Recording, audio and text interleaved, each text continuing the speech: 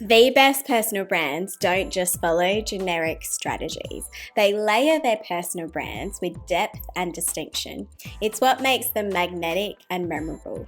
Today I want to talk about the 5 hidden advantages that you have for your personal brand. It's what's going to give you the professional edge. Grab your cup of tea and let's dive into it.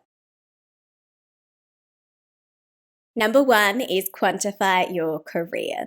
Numbers add nuance. They take vague claims and make them into verifiable statements. They turn anecdotal claims into data-driven, evidence-based statements. So remember to quantify wherever you can the statements that you are making about your career or your skill set or your achievements to give them that extra boost of credibility. I truly think that the use of numbers is one of those really underrated superpowers when it comes to your professional brand. It's something that we tend to do really well when it comes to our work. We're often keeping track of numbers in all the various aspects of work that we do. We measure things, we keep track of trends, we look at improvements on results. But when it comes to our own career, we can forget to continuously keep track of those things and then to communicate those things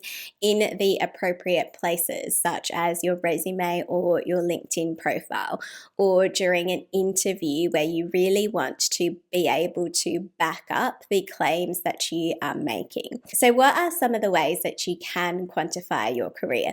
The number one thing that I often see people overlook is simply just quantifying the number of years that they have been in their profession.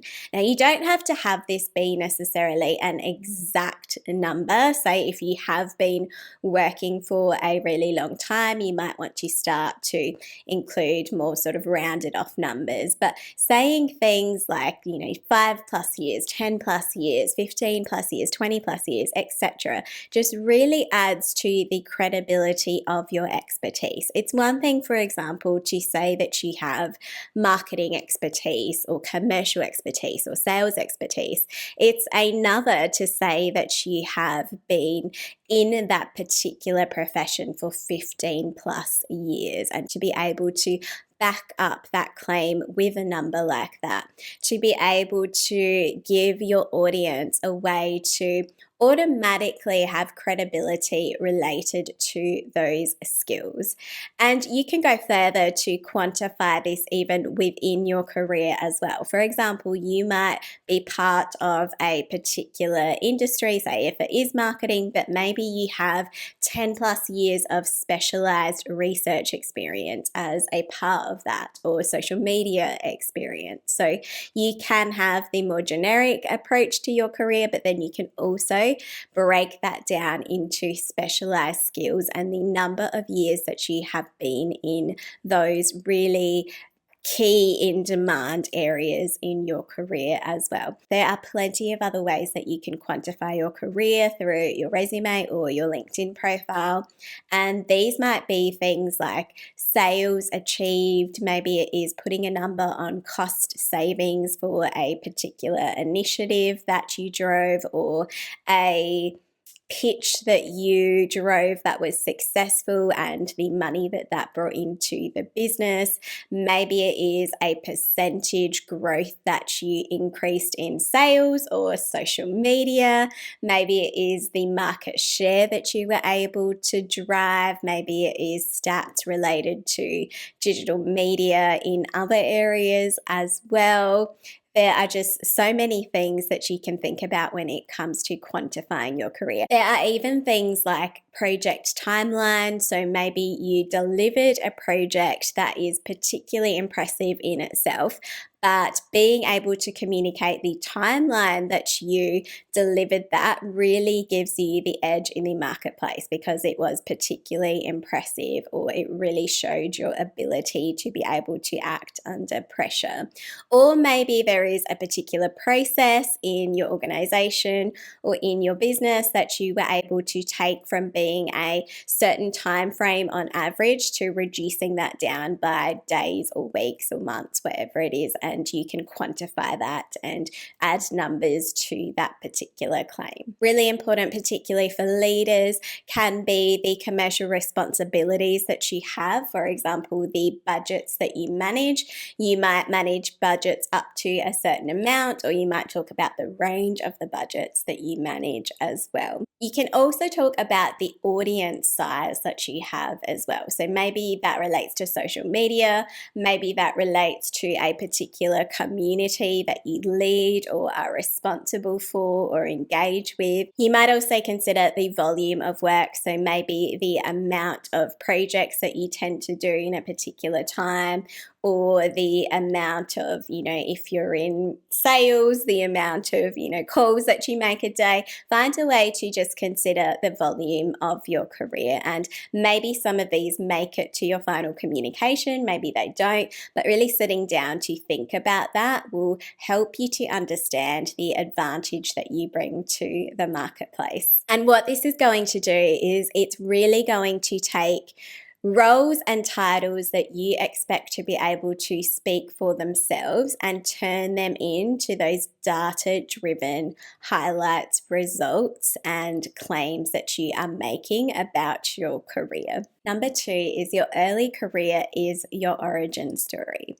Your early career is not irrelevant. It can be foundational to the narrative of your professional personal brand. So think about how this is relevant to the credibility that you have to offer even today. For example, maybe you worked in retail to begin with, or maybe you worked on the ground in a technical customer-facing role, depending on what your industry is. And this is what gave you the ability to build your customer skills, to build your stakeholder interaction skills, to be able to read people and to communicate with diverse different stakeholders as well. Think about your early career as being a way to add context to your professional brand. When you think about every good book that you have read, or every movie that you've watched, or TV show that you follow, there is often time spent on creating context around a character. So you understand the values, the grit, and the growth that has led that character to the place that they are now in. By including your origin story in your professional brand, it gives your audience a chance to connect with you on a more layered level. And if you are someone who runs your own business, or even if you do have a regular 9 to 5, this is a really nice way to show why you were perhaps always meant to be the person that is doing the job that you do. Maybe it was a passion that you had when you were a child that has now translated into your career, or maybe there was some sort of defining moment that propelled the trajectory that you now have in your career and the credibility that you now have in your field. So instead of editing out entirely those earlier details because they feel irrelevant or too minor to mention as a part of your career, consider if you can turn them around to add to your professional story arc. Number 3 is your personal style speaks to your people. Your sense of personal style when it comes to your profession isn't just about what you decided to wear to work that day or your professional wardrobe. Your personal style, even in a professional sense, speaks to your values, your vibe, your voice. It adds to your professional personality. So consider how your personal style is communicating to your people. This is a way to create almost micro moments of magnetism for your personal brand. It's a way to communicate and connect with your audience. And don't underestimate the potential of style being a way to be able to do this. For example, consider the people that you follow on YouTube, the podcasters that you follow, or people that you follow on social media. I'm going to guess that to some degree you resonate with their sense of personal style. So while there might be someone else who shares their resume, who shares their key messages, who has similar sorts of roles in the industry as they do, you might connect with a particular person because they just have this certain element about them that you relate to on a more personal level compared to someone else. And that might just be their personal style.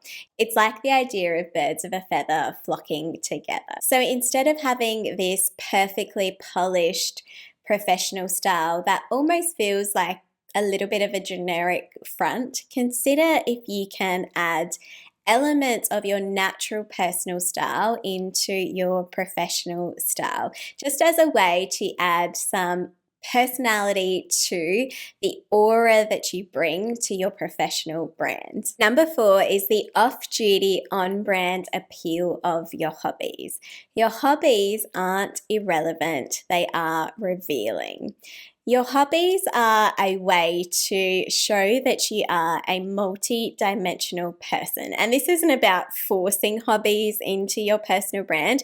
This is simply about seeing if there are things that you are naturally interested in that can align to your professional brand as well. This is an opportunity to show that you are more than your 9-to-5 role or the business that you run, and to create more intrigue and more interest into you as this multi-dimensional person. Because don't underestimate, like with personal style, for example, that some people might connect with you based on your hobbies. You might have a shared interest. Hobbies create an opportunity to be able to establish common ground with other people.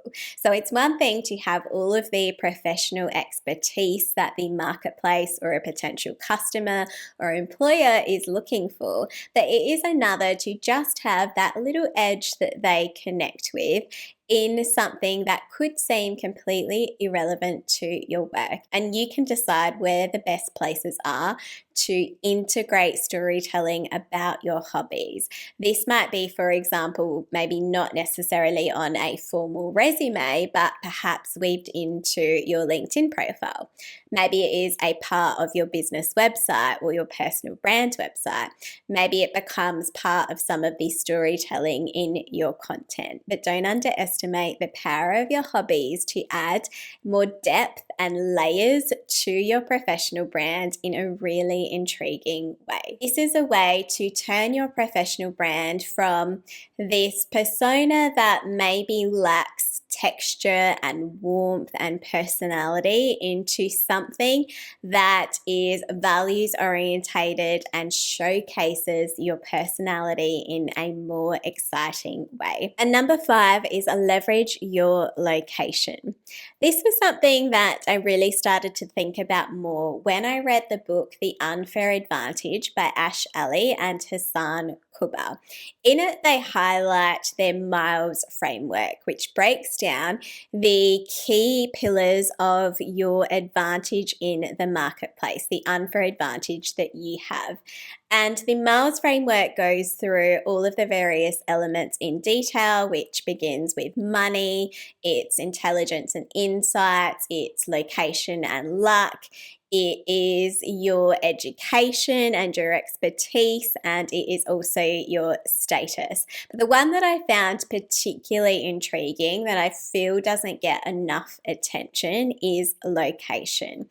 Because what the book highlights and what it really brought to my attention is that your location can be your advantage no matter where it is that you live.